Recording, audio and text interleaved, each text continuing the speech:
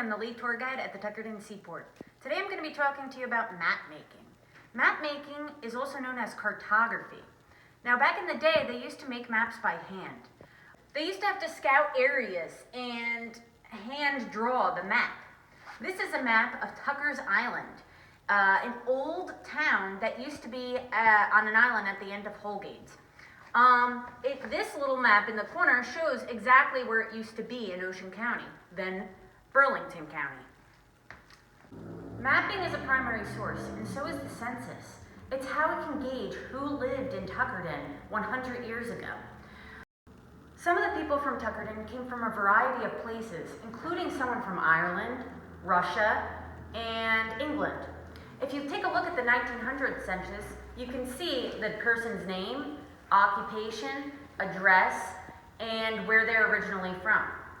Back in the day, they used to do the census by street instead of by last name, or alphabetically.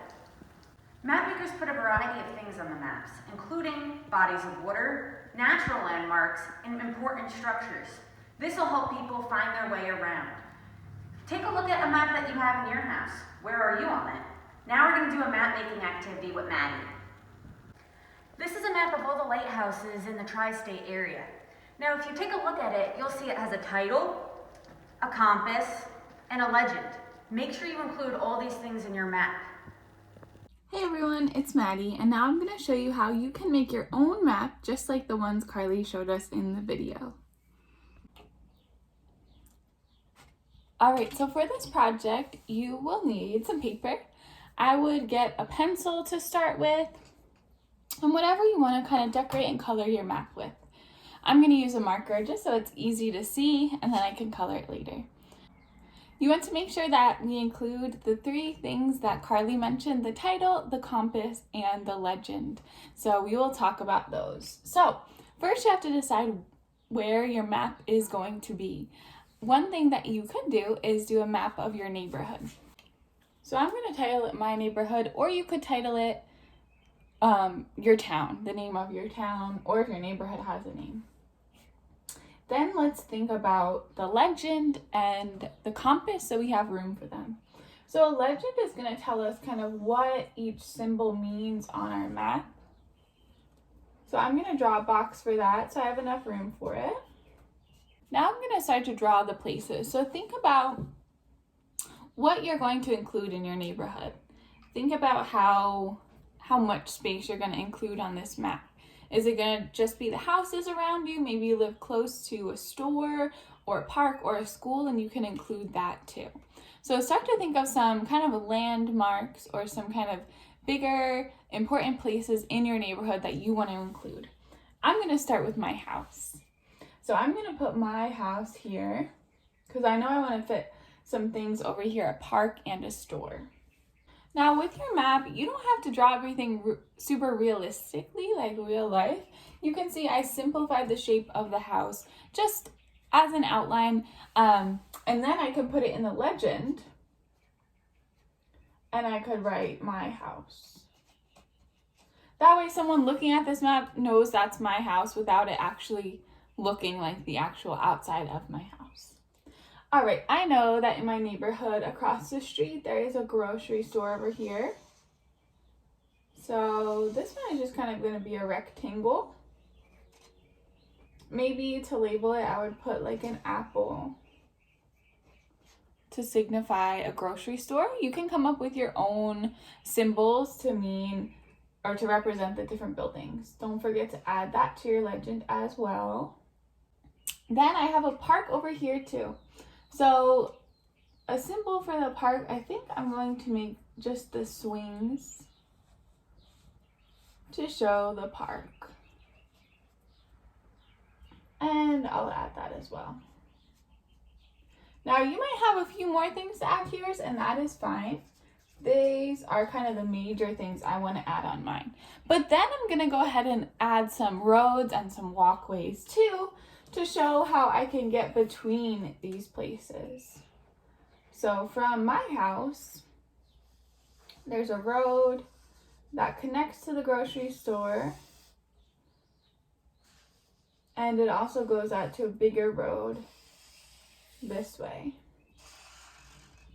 So I can start to kind of draw those pathways in, showing people how they can get around my map. Also over here, there's some sidewalk, so I might make this one a little thinner to show that it is different than this road. Some sidewalks to the park and around the park. Now maybe there's more roadways. I know that there's kind of a parking lot here. I could draw that in. Maybe there's some grassy areas that I can add in too. Think about what it looks like on your map. And really the way that we're drawing it and the way maps are drawn are from a bird's eye view. So that is as if you were up in the air looking down at the space. So it's not kind of looking out as if things are behind one another, it's looking down. And even though we're not drawing kind of the roofs of the places, it's still that bird's eye perspective where you can see kind of how to get around from above the space. So keep that in mind when you're drawing. So now I have my title, I have my legend. We need to add the compass to our map. So a compass rose shows what direction the map is facing. So this is the top of the map, right? So usually the top kind of points north, but you might have drawn yours a little differently. So try to figure out where is the north part of your map, and we'll draw it that way. So a compass rose usually looks something like this. Oops. Whereas north, south, east, and west.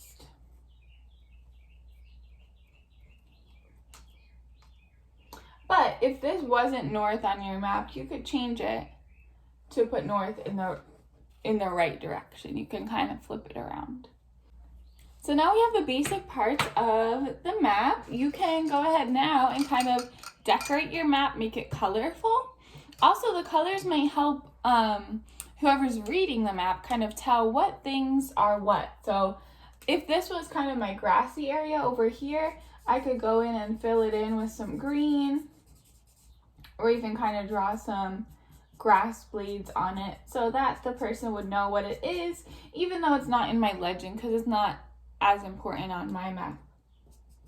If there's water, you can color that, or it might even help to color some of my roadways, kind of fill them in dark so that people know what they are.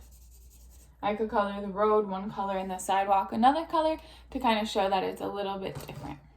So the colors that you add to your map can also help it make sense to the reader, the person looking at the map.